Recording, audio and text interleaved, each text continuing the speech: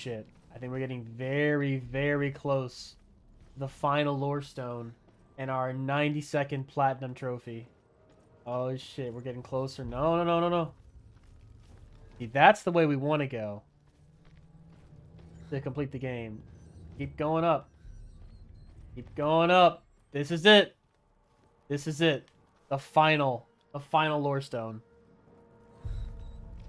90-second platinum trophy. Let's go. The Northmen say that each god will do Stories from the north. Ragnarok. Odin will fight the monstrous wolf and be killed. Done. But his son will avenge Platinum trophy. his sword into Our 90-second platinum trophy. face Surt, but he had given his sword away for love, and without it, he cannot defend himself against the flames. But it's not over yet. Will smite the Midgard serpent to no avail. Not over yet, sports fans. Grow black. The earth will sink into the sea. The stars will disappear. Fire and water will meet. Steam will shoot up. Flames will play against the sky. The heavens and earth and all the world will be burned. All the gods will be dead, and the warriors of Valhalla and the people everywhere. Senua, prepare yourself for Ragnarok, for it is nigh. Follow us. We have another story to tell. My friend, go with her. This now will be your story to witness. Goodbye.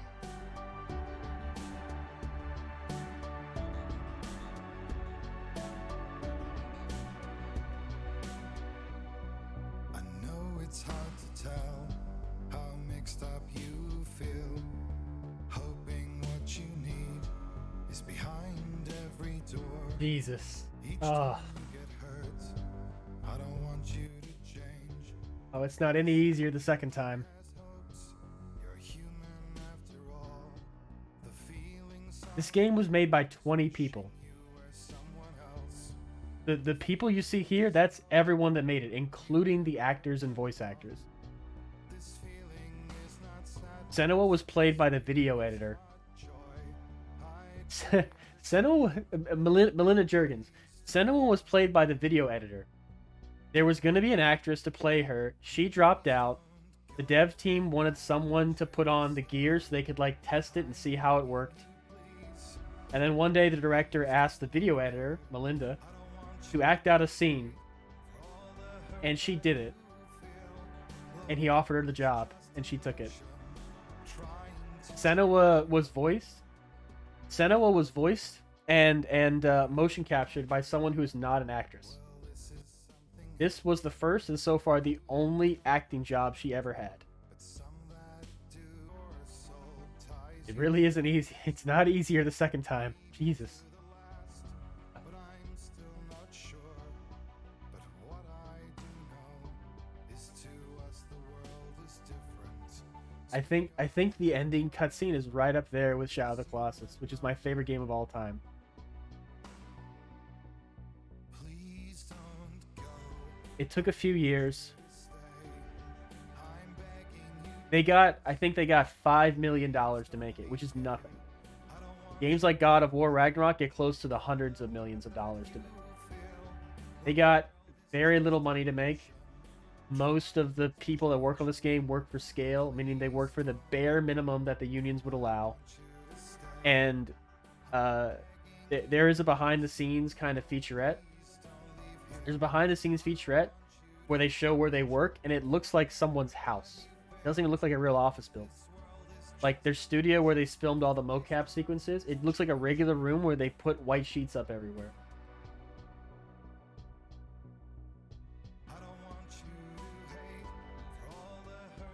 Okay. God, I wish there were more games like this. Holy shit.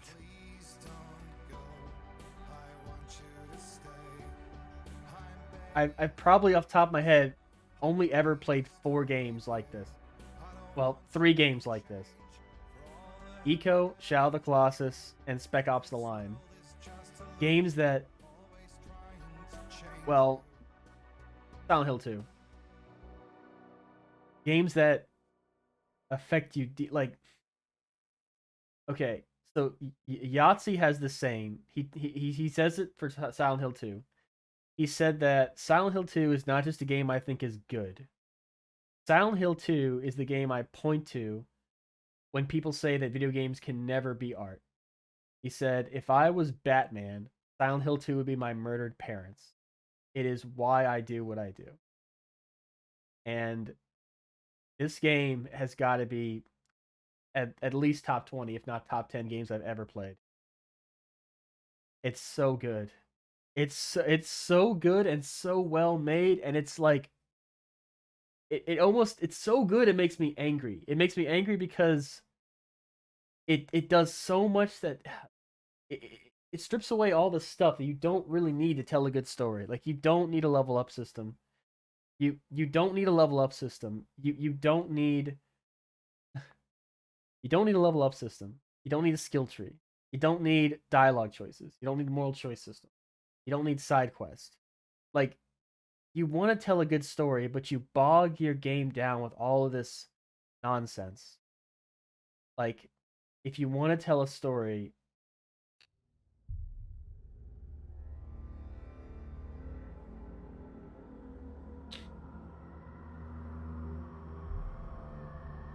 this game it's hard to like I feel the way I felt when I played Mother 3 for the first time. If you ever played Mother 3, you know what I'm talking about. That ending cutscene is one of the most brutal gut punches you've ever seen in gaming. It is a roller coaster. Mother 3 is a fairly nihilistic game. It doesn't appear that way at the beginning.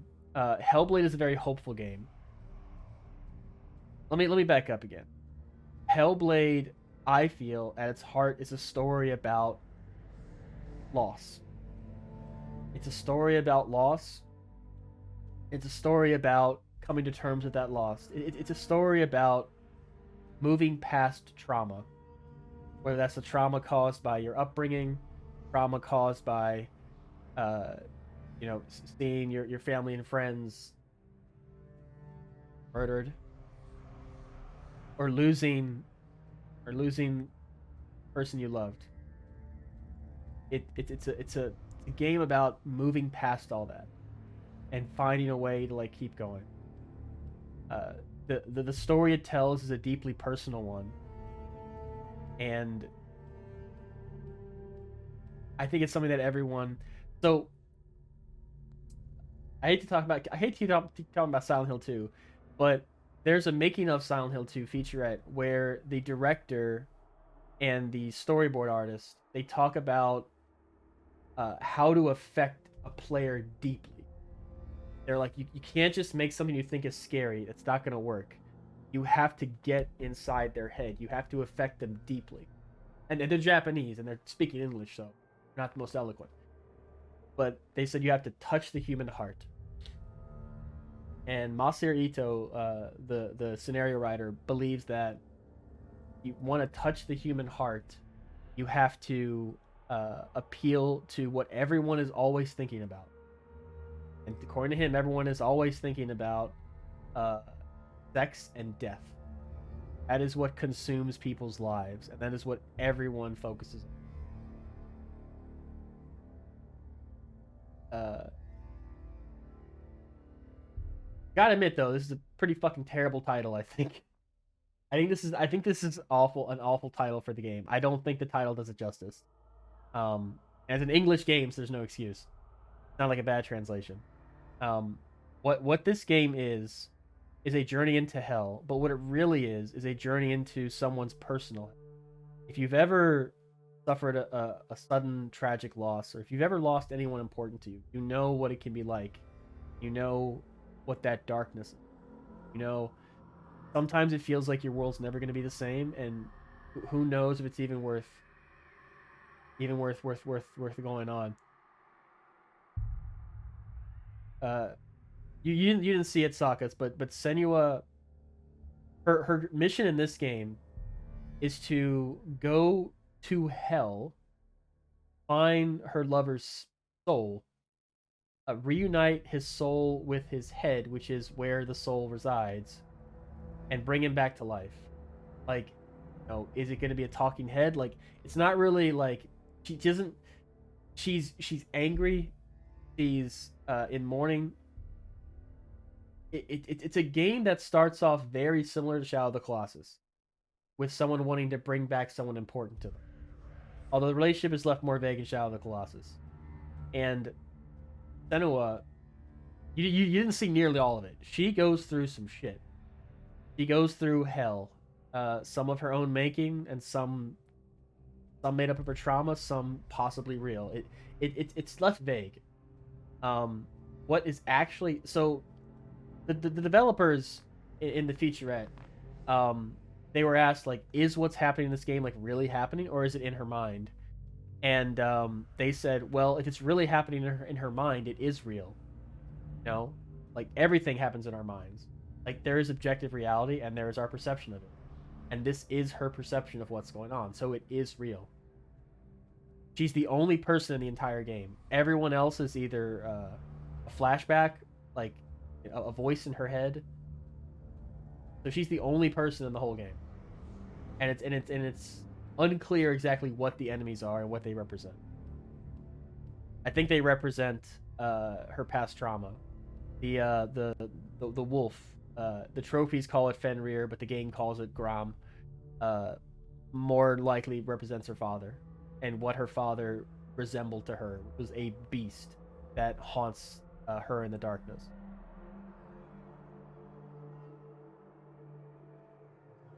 With the ending, so what I interpreted the ending to be is that she spends the whole game trying to bring her deceased lover back. And at the very end, she goes through the 5 stages of grief in about a minute.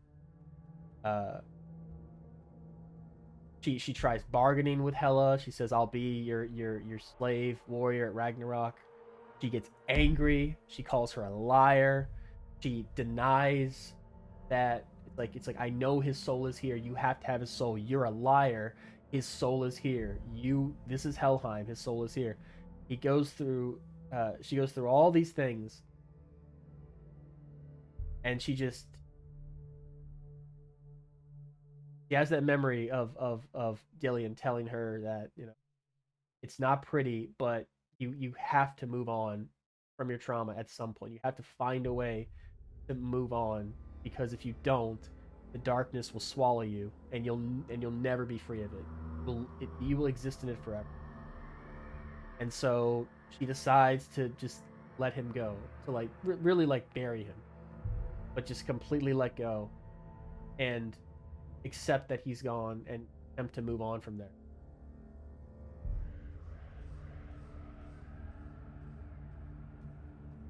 It's a really, really, really good game.